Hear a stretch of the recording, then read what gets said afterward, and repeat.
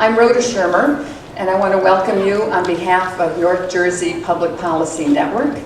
We have a great program for you tonight, but before we get into the program, I want to thank a few people, and I would like to particularly thank Fairleigh Dickinson University's Institute for Sustainable Enterprise, and I see that Kent Fairfield is here, so I'd like to thank him for being a fabulous partner.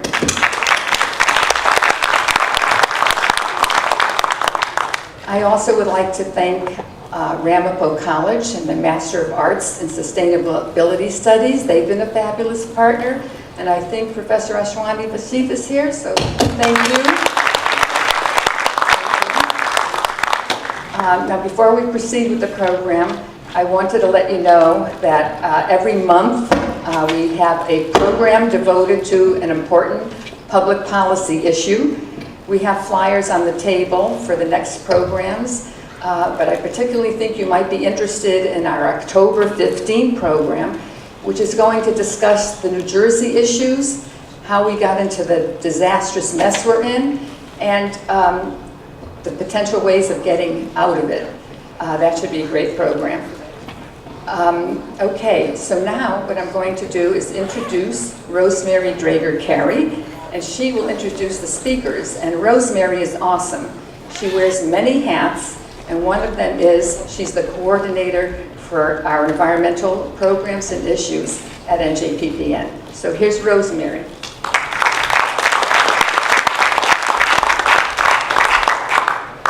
Thank you, Rhoda, and thank you everybody for coming out tonight to learn about this important but very much overlooked topic, the economic risks of climate change. We're seeing the environmental impacts of a warming planet every day. Prolonged droughts, out of control fires in the West, rising seas, ocean acidification, loss of biodiversity. We know that these costs are high, but how high are they? And are they being accurately measured? We're about to find out. Robert Kopp is an associate director of Rutgers Energy Institute and an energy policy expert at Rutgers Department of Earth and Planetary Sciences. He's the lead author of Economic Risks of Climate Change and American Perspectives, the lead scientist on the Risky Business Project, a member of the Maryland Climate Change Commission's Sea Level Rise Expert Group, and a contributing author to the Intergovernmental Panel on Climate Change's Fifth Assessment Report. He co-authored an article on the effects of rising temperatures, which recently appeared in the New York Times. Brian Reynolds is the Executive Director of Climate Money Policy, a sustainability consultancy that advises businesses on how to adapt to the needs of a changing world. He is also a key figure in Broad Fork, a lobbying group comprised of businesses and individuals focused on the economic risks of climate change, and a representative at the UN Economic and Social Council on Sustainable Development. So thank you very much to these wonderful experts for being here tonight. The floor is yours.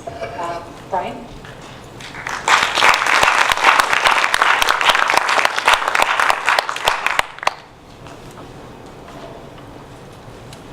Hi.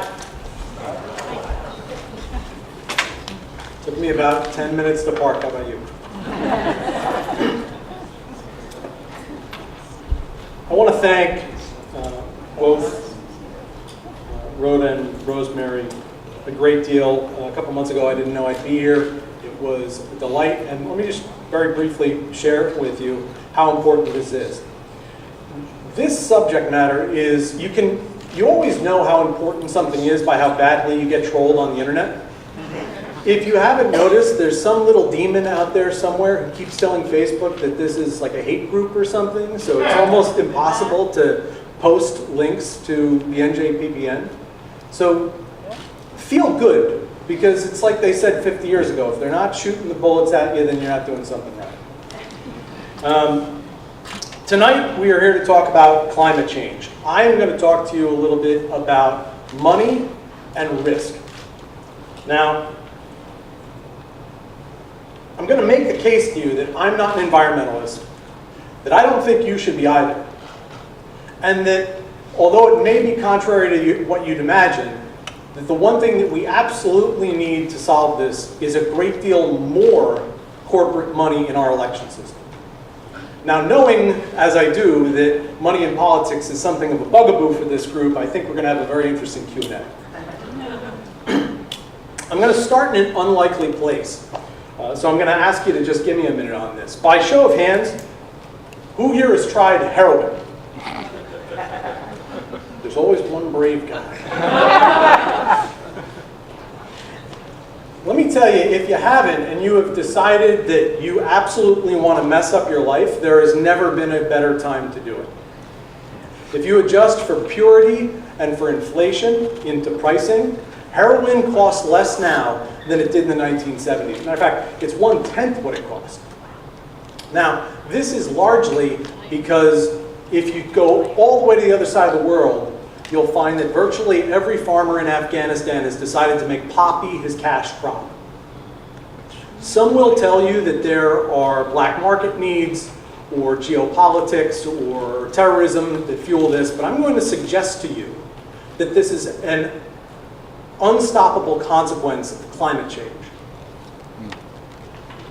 If you put yourself in the shoes of an Afghan farmer, you find there are some interesting problems. The first is that much like California, you've got a tremendous drought, only it's much longer. They've had drought there for 10, 15 years almost at this point. The difference being in California, we have 150 years of infrastructure. We have advanced agricultural and human resources capacities that we've built up. We have crop insurance. In California, we have a good rule of law to make sure that your neighbor will not kill you if you drill under his well. You take all that away, and what you're left with is a poor agrarian country with weak rule of law that gives farmers an overwhelming incentive to plant drought-tolerant crops. That one was tough getting out. Drought-tolerant crops. So, if you're now this poor Afghan farmer and you look at the spectrum of things that you can plant, on one end, you have very profitable crops. These are nut trees, some citrus. These require a tremendous amount of water, so they're basically ungrowable.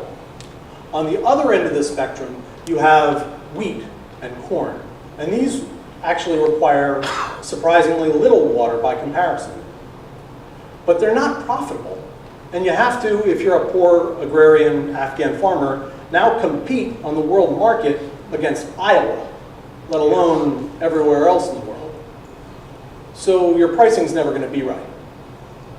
Poppy is almost unique in that it is an unbelievably easy crop to grow from the standpoint of water. And it's a tremendously profitable crop to grow. So from a purely economic standpoint, knowing that there is a weak rule of law in this part of the world, you'd almost have to be crazy to want to plant anything else. Now, what does that mean to us here? Well, if you turn back to New Jersey, you're going to find that there's this tremendous supply of heroin that hits the open market. Now, it's so cheap that anybody can afford it, and it's so pure that you take away the IV drug stigma because you can smoke it, you don't need to, and you have an epidemic that's straight out of Breaking Bad. There's an 1,800-man task force that's been unleashed to deal just with heroin, just in Monmouth and Ocean counties here in New Jersey. So I'm talking to you, remember, about climate change. But I'm talking about climate change in terms of money and risk. What does it cost? What did it cost we 80 people in this room to put 1,800 people in the field to deal with this problem? What does it cost our healthcare system to deal with the addiction? What's the opportunity cost from all these addicts who now, unfortunately, are not having the same level of contribution? What's it doing to your property value?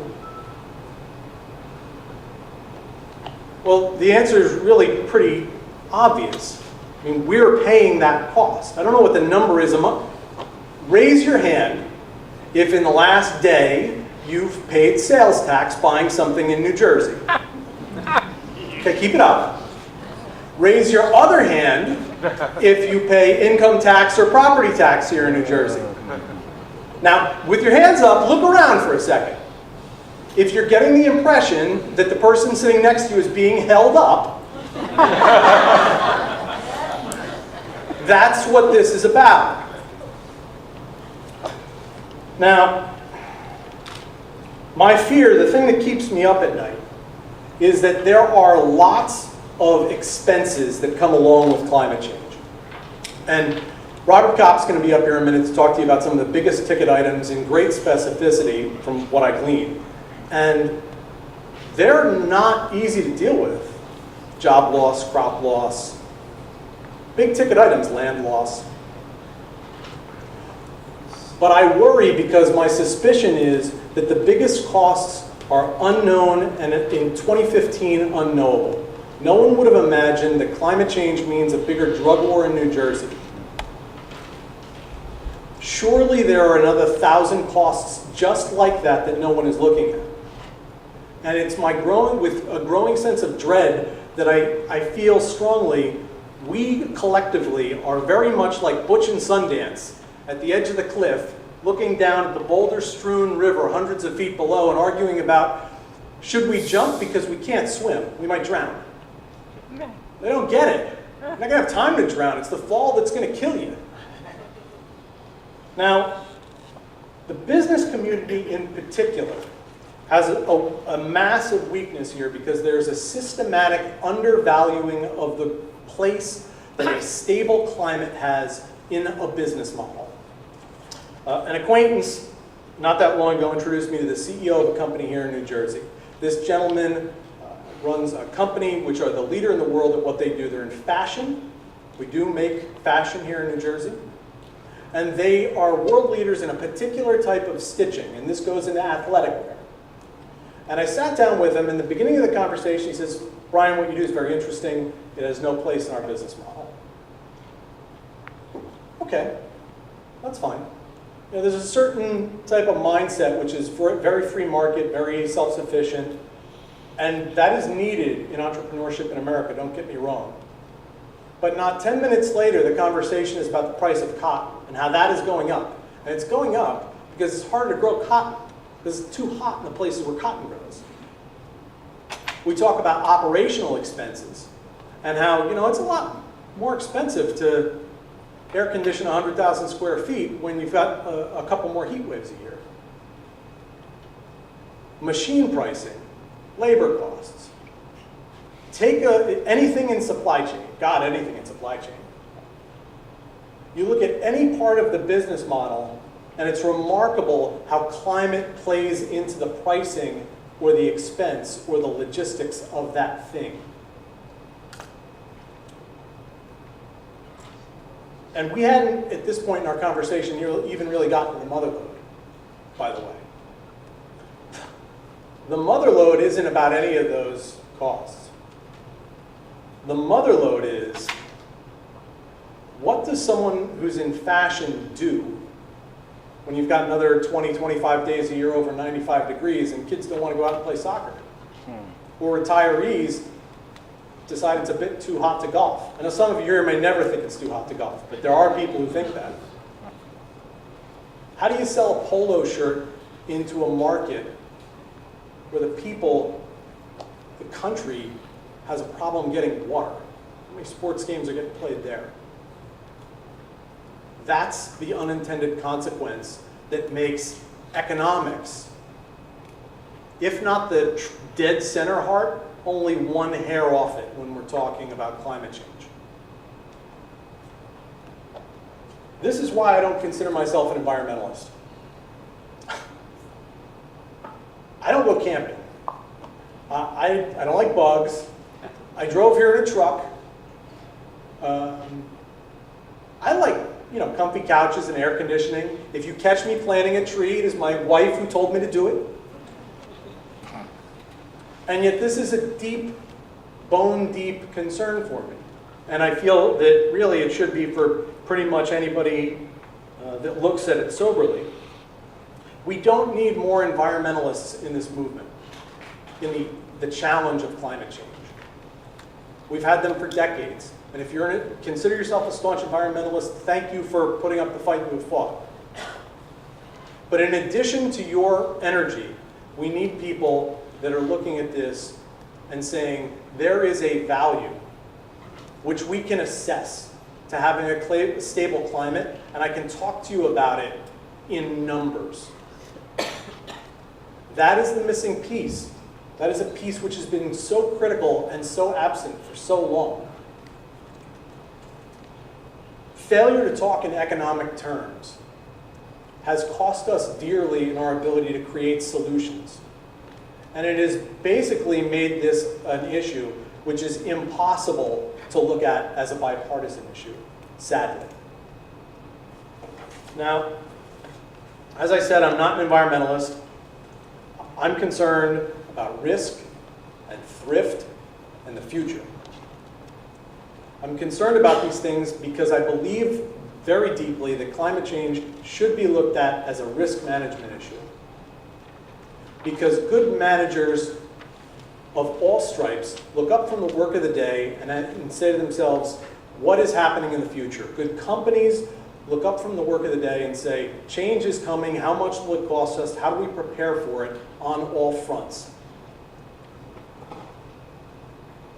I will grant you that for most businesses, geopolitics and things like climate are not on the agenda. I will grant you that. I'm making the case to you that they should be. And I need no more evidence than this. Most all of you here either work or volunteer time or are full-time students. Of those assembled, how many of you, when Sandy hit, had your schedule cleared for at least one day, work was shut for at least one day? Keep it up for 2 days. Keep it up for a week. 2 weeks? How long, incidentally? 15 days. Yeah, you too. About 2 weeks. You can, as a business, say that it might not be dead center mass and the things you need to worry about, but just by show of hands, you need to admit that it is on the bell curve of things that you take seriously as a risk issue, as something that can hurt you and cause serious damage to you, to your family, to your community, to those people who you owe your time to, your coworkers. Now, the beauty of looking at this as a risk management issue is this. It empowers and it takes the hysteria out of the conversation. Let me pose two positions to you. If you're looking at this strictly from an environmental standpoint, there's nothing wrong with that on the face of it. But what happens, the choices you make tend to be, well, you know, I should talk to my legislator about this.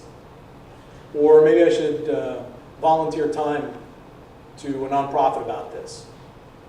Or I should come out some random Thursday night and listen to a couple of guys talk about this. By the way, if you have the bandwidth and you have the time to volunteer to something, Citizens Climate Lobby is probably doing the very best work there. You should look into them.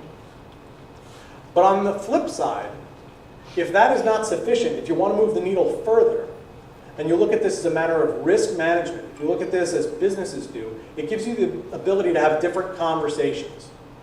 You can wake up the next day, you can go into work or whatever it is that you do. And you can talk to whoever the facilities individual is and say, hey, look, we may have some additional heat coming. That's what the numbers say. Let's take an overall look at how we're situated to deal with that. Let's lock in some pricing. Let's change how we're operating physically. Then you can bring in HR and say, our pension funds, how are they invested? Are they invested in anything that's making this a more expensive problem? You can bring in marketing and talk about, well, what are the demographics of the customers? They might have some business needs that are changing. You can talk about contract negotiation. You can talk about pretty much every subject. And now you're bringing the full mass of the economic decisions that you and your organization, whatever it may be, make.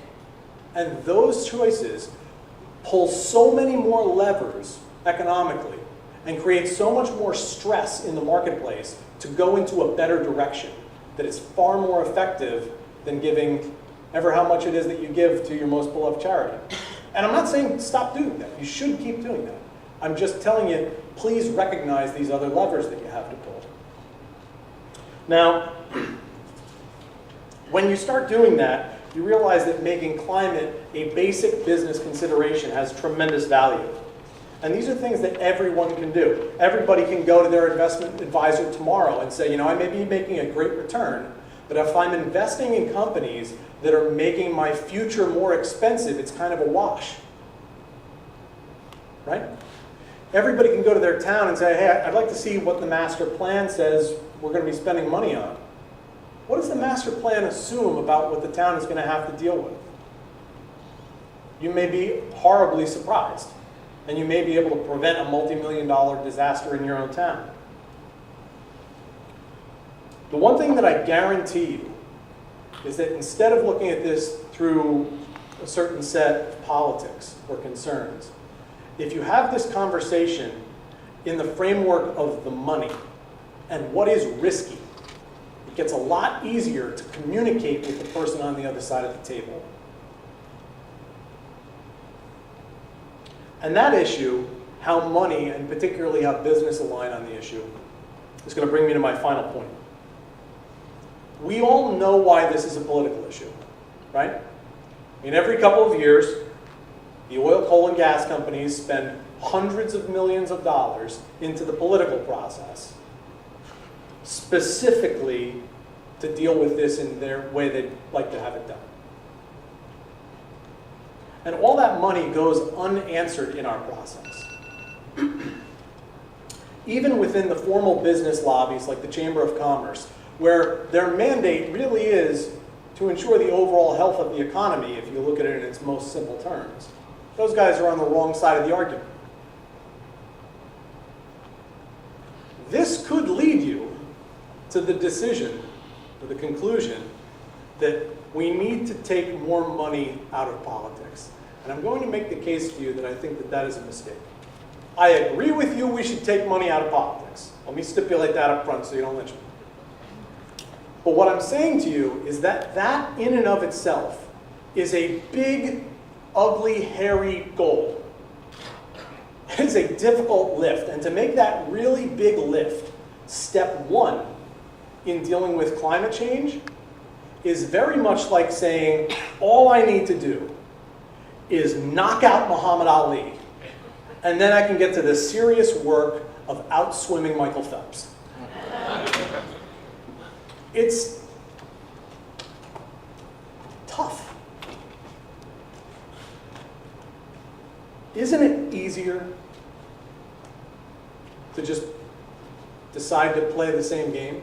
Isn't it more financially easy to just support the campaigns of people who aren't crazy? In both parties, mind you. I'm not saying one party or the other.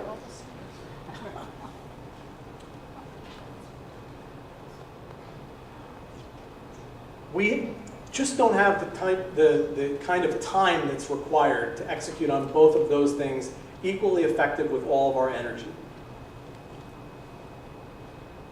Time is too short.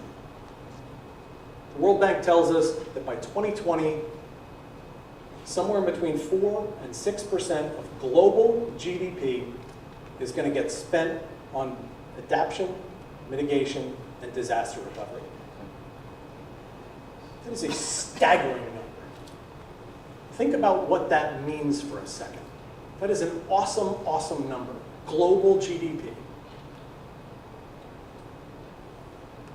What's it going to be like when the governments of the world have to fund the equivalent of a TARP bailout every year?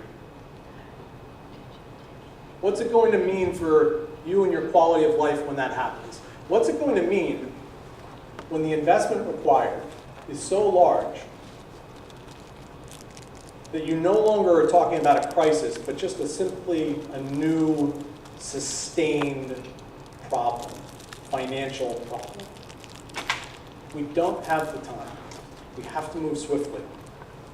And if you're in business, you probably want some sort of insulation from that. This is where I'm going to wind my comments up. I work with a lot of talented people. And when we started saying, okay, this is clearly a risk management issue, we started supposing, surely there are some managers out there willing to put a value on this. Surely there's someone out there trying to hedge against the risk of climate change. So where is that hedge? And you can't find it. It does not exist. There's no insurance policy you can buy. Sure, there are some nonprofits that are doing exceptional work fighting the good fight. There are some business groups working on policy and doing great research, and some groups like Ceres, which is a business coalition. Ceres does a wonderful job educating our legislators and trying to push them to make the right call when it comes time for a vote. But that's pretty much it. Ask yourself why it is that the biggest climate champions are all nonprofits. What happened to all those companies that left ALEC in the last 18 months over their climate stance? They just stopped caring about this? Why is it that the American Petroleum Institute and the Kochs seem to be the only people that are actually playing this game as though you should use every tool in the toolbox? Where's the super PAC for climate? Who's coordinating that? The answer is that nobody is. And it was an unhappy day when we came to that unhappy conclusion in the office. So we decided we had to do it. And that's what I'm working on now. It's a politically active campaign, fully funded by the business community and its leaders, that supports legislators of either party who are supporting action on climate, and that actively funds the campaigns, the primary campaigns, of party members who think that for whatever reason their leaders have become willfully ignorant to the problem. Now, there is a lot of work to be done, but we're at a point where the data is really good. We're at a point where, for the first time in the 50 years since Johnson addressed Congress and told them that climate change was an issue, that we have data and numbers that back up the fact that businesses of every sort and type have skin in the game on this issue, because it is their revenue which is going to suffer. This is all happening at a time when technology is making it possible for businesses to coordinate like never before. And ironically, it's at a time when every company can come together and, you're going to love this one, thanks to Citizens United, can pool their money in defense of the climate and write the whole thing off. Go figure.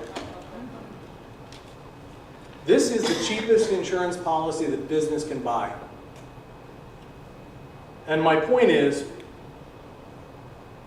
that it's the only way to manage this risk beyond the four walls of your institution in many, many ways. It's the only way to directly get involved in a way that is meaningful and in a way that the opposition is getting involved. Money and risk. These are the language of business. And we who concern ourselves with the health of the world now speak that language. And I invite you to do the same and encourage your organization, your industry, your sector to get off the bench. Thank you so much.